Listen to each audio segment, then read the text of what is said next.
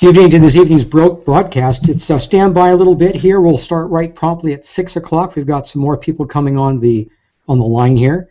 Thank you and welcome to joining Financial Halo's DNA Halo. And it's this is going to be a 30-35 minute presentation for a quick overview concerning pharmacogenetics and how it can influence and how can it benefit your practice, your patients. And the way testing is going now, to be able to understand just the influence that this type of DNA testing has, whether you prescribe medication, whether you don't, whether you're recommending herbal remedies or vitamin supplements, understanding how it can affect and change the way medications are utilized by the body, depending on various different enzyme systems. So stand by. We've got several people logging on now.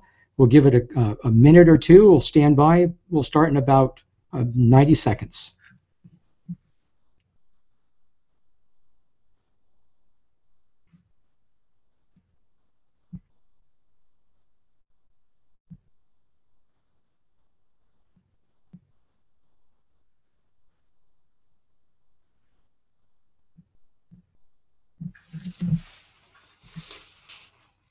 Again, welcome to this evening's webinar of My DNA Halo. We'll go about 30 minutes, maybe 35 minutes, then questions and answers afterwards to maybe clarify and go over some questions you may have.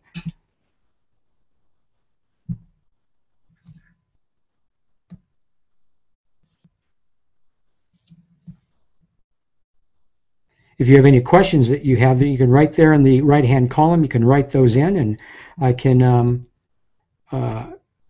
see what they are and address them as we can at the end of the webinar.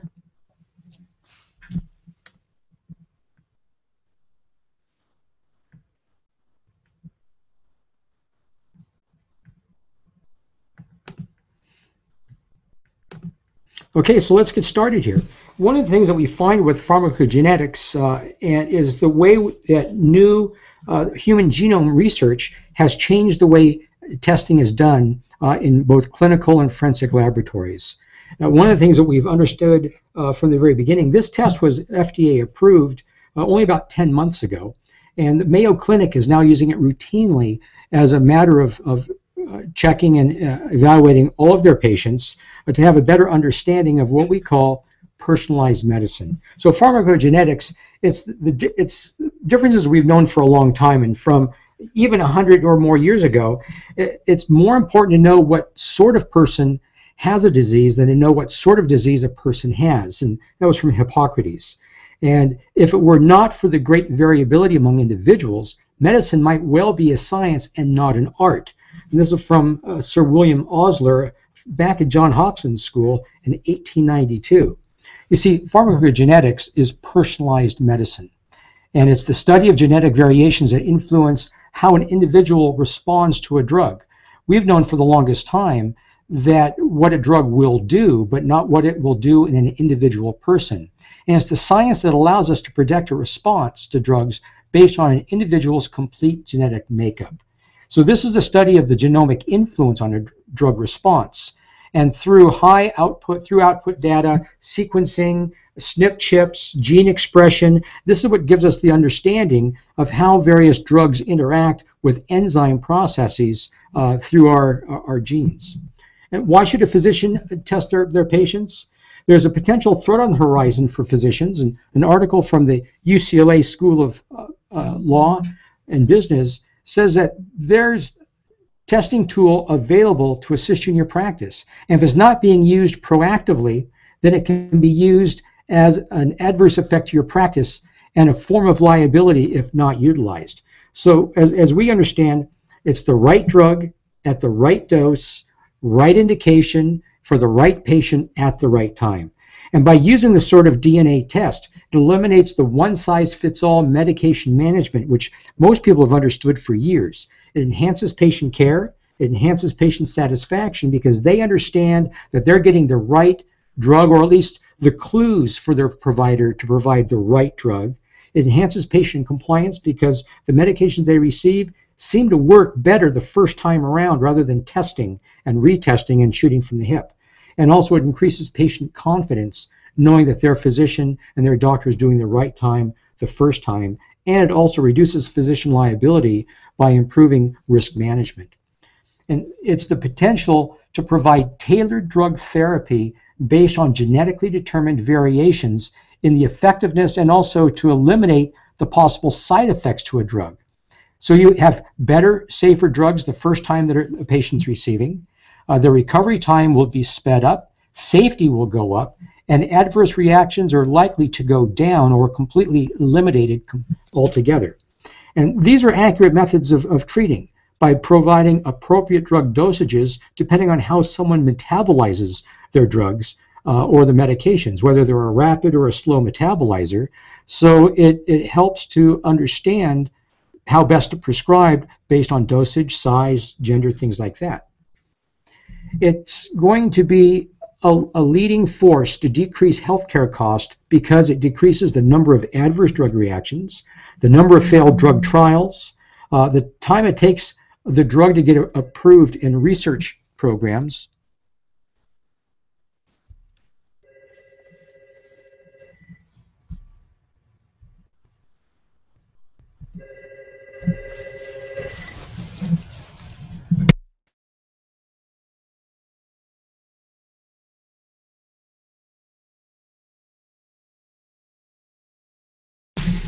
And it,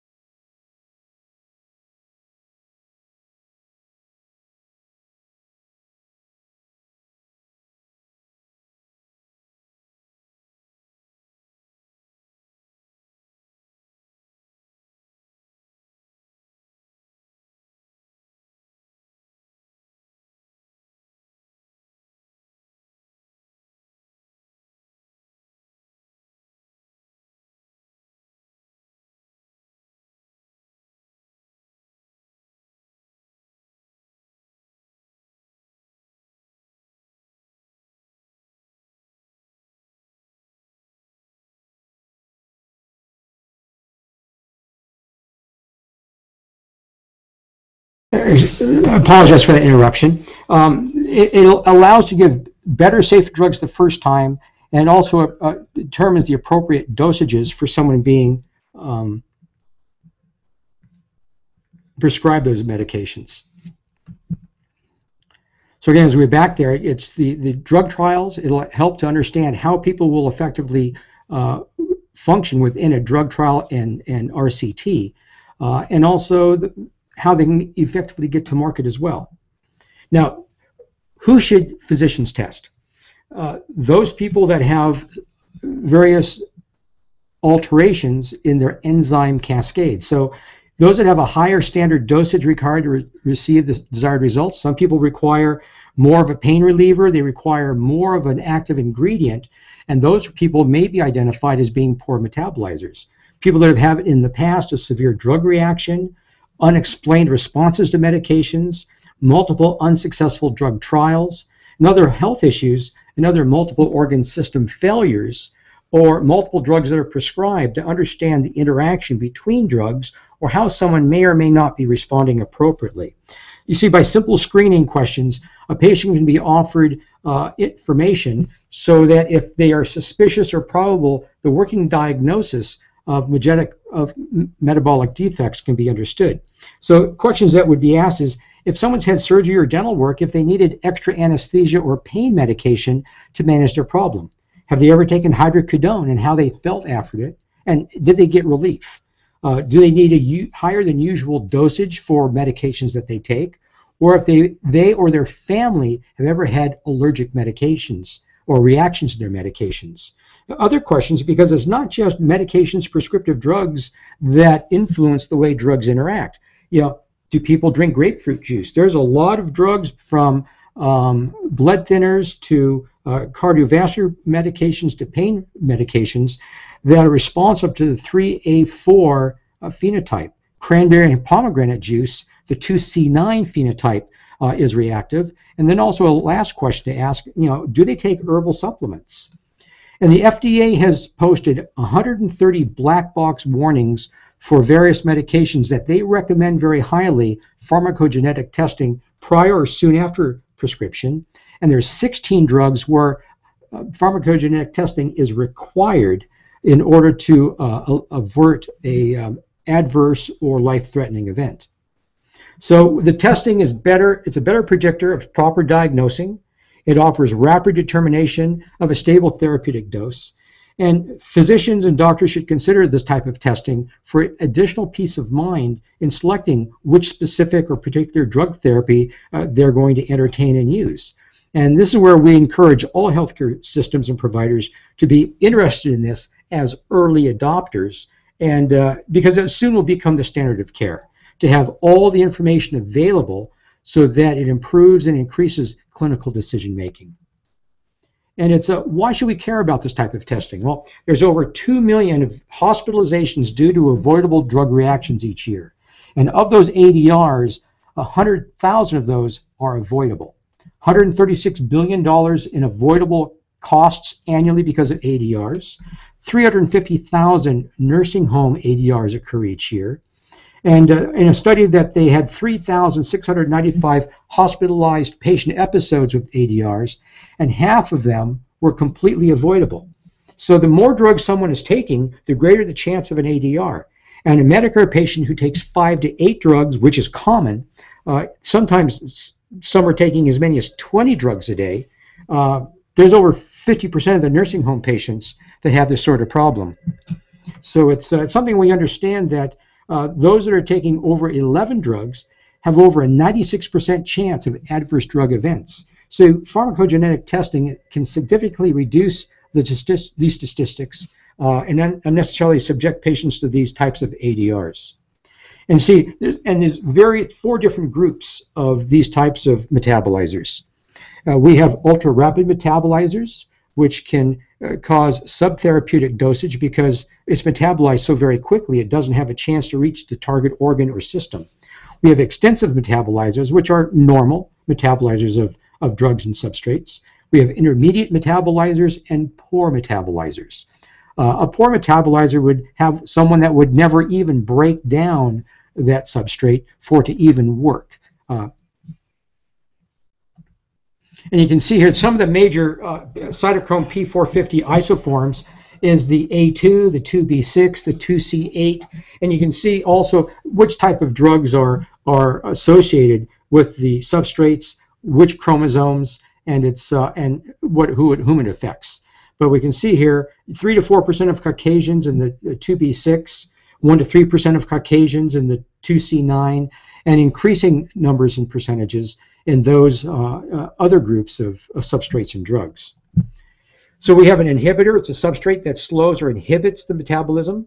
We have an inducer. It's a substrate that increases the elimination of substrates. And we have prodrugs, which don't work or function in the system until it's broken down, oftentimes in the liver, to have its effectiveness procured. So we see we have prodrugs, poor metabolizers, ultra-rapid metabolizers, and how it would work, whether it be poor efficacy, a need for greater dose or release of the formulation. And also the suggested adjustments based on age, based on what type of metabolizer they are, and how to change the various dosages for the various drug categories and classes.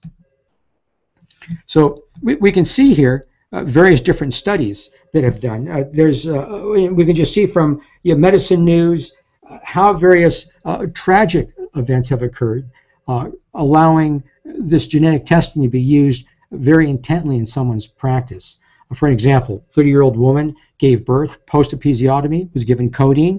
She's a poor metabolizer, breastfeeding her infant, and the infant died of a morphine overdose, only because the mother was a poor metabolizer, yet the infant wasn't. And after time, it metabolized sufficient codeine to succumb to a morphine overdose. So these tragic and these unfortunate events can be avoided by using the proper pharmacogenetic test.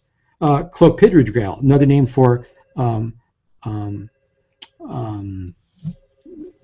medication, Plavix, but again, people that aren't metabolizing well, increases their lack of responsiveness to the blood thinner, and having an including chance of a clotting episode. So we can see various studies here. Warfarin is another way that understanding how it's metabolized. The 2C9 or the other tests that understand how well warfarin is going to work and which drugs they should be taking, which would be more effective. And then other drugs that we can see case studies in psychiatric medicines. We find that cardiovascular medications, pain medications, and psychotropic medications are the ones that most typically respond to the cytochrome 450 lab test. And it also reduces risk management, as I mentioned earlier, by reducing the liability to doctors because they're now prescribing drugs appropriately based on their understanding using all the clinical testing available to them. Even the UCLA Journal of Law describes how physicians could face liability for failure of doing these types of tests. And that's quite important to understand that this is a way to minimize exposure. And the test is very easy to do. It's through a non-invasive buccal swab. Medicare, in these cases, pays 100%, no copay, no deductible.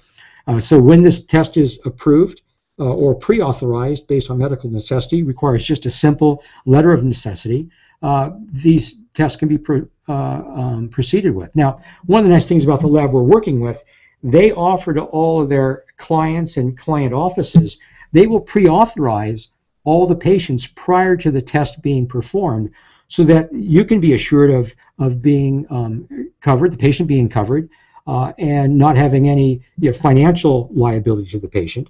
And it's which is most labs won't do that, where this one does. For medical necessity, 2 meds are required on board, 1 OTC and 1 prescription. Pediatric patients, there's no diagnosis required because this is a one-time lifetime test that follows them between all providers and medical records.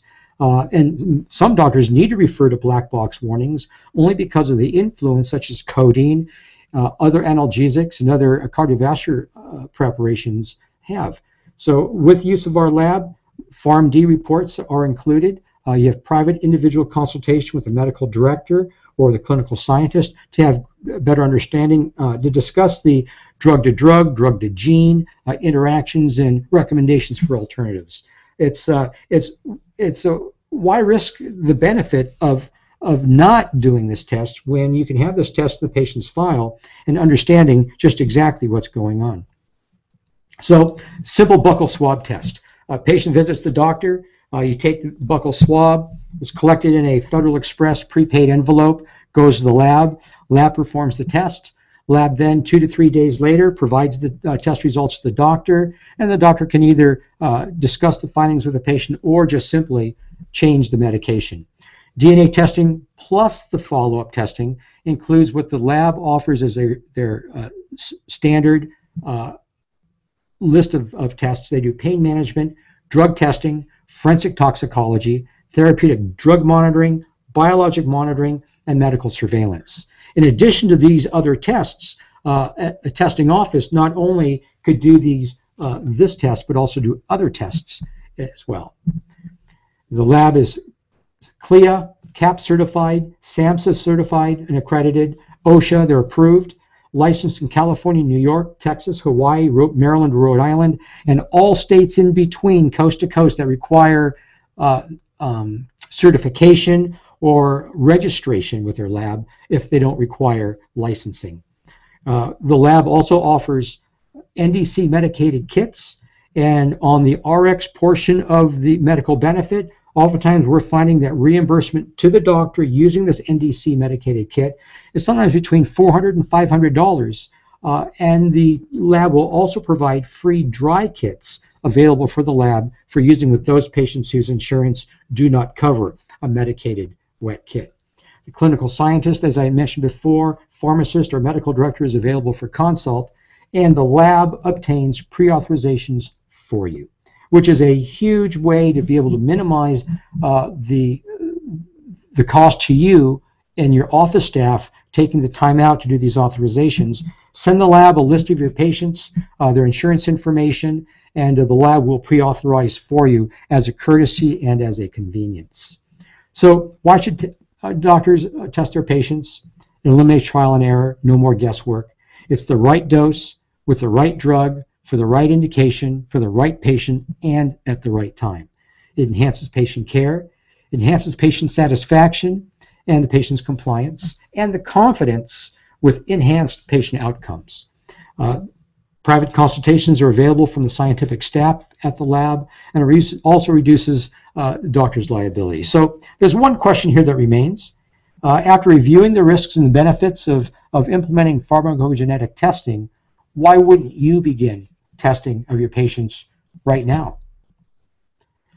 Now, there are some test limitations, and the cytochrome P450 tests, it can't predict everything. This test predicts about 85% of most drugs that are being prescribed, but it won't predict for certain the particular medication that's going to work best for the patient, but it can provide very good clues and insight.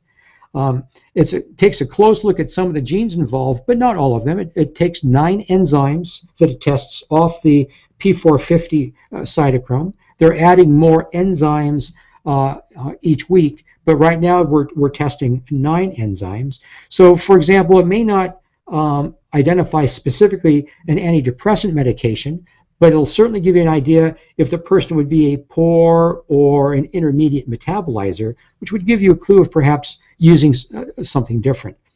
Because some of these tests are still being developed, the anticoagulant, the pain reliever, and antidepressant medications, they're in the class of drugs, but you have to look very closely to make sure which ones would probably work best, but it's not going to be a cure-all to end all. So it's, but you just have to identify which ones will work best for you. Again, no more trial and error, enhances patient care, consults. And for further references, the cardiovascular pharmacogenetics, current status, future projects, lots of information that are basing and establishing the need, the necessity for this type of test.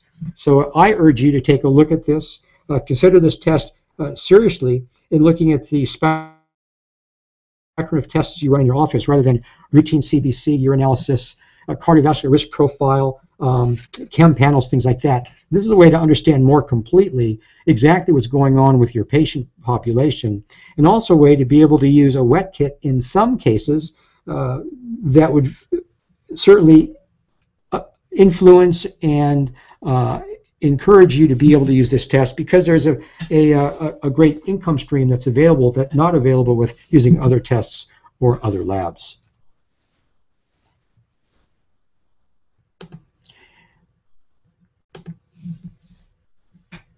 There's a question here, and it says, will the doctor be able to get a discount off their insurance by using this program? I'm not sure if there's a discount. There may be something that this will begin only because the patient is using every avenue available to them to be able to minimize exposure and injury or adverse drug reaction, I would think.